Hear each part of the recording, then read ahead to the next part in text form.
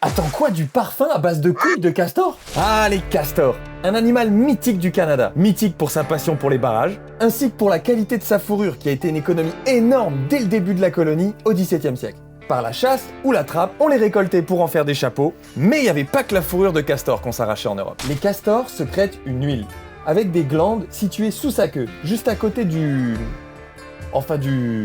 Tu vois quoi. Ces glandes sont appelées glandes castoréales, ou tondreux, et les castors utilisent en fait cette huile sécrétée par ces glandes pour imperméabiliser leur fourrure et comme marqueur olfactif territorial, pour se repérer entre eux. Cette huile, le castoreum, est reconnue pour plusieurs choses, notamment sa bonne odeur, ambrée ou musquée, ou vanillée certains diront. Et au XVIIIe siècle, on pouvait utiliser cette huile comme base pour fabriquer du parfum, ou en médecine traditionnelle, ou dans l'alimentation, pour faire de la glace à la vanille par exemple. De la glace à la vanille à la couille de castor? À l'époque, c'était une rareté. Et l'utilisation de cette essence était réservée à des gens très riches. Alors chez les nobles, on se poudrait et on se parfumait à la glande anale de castor.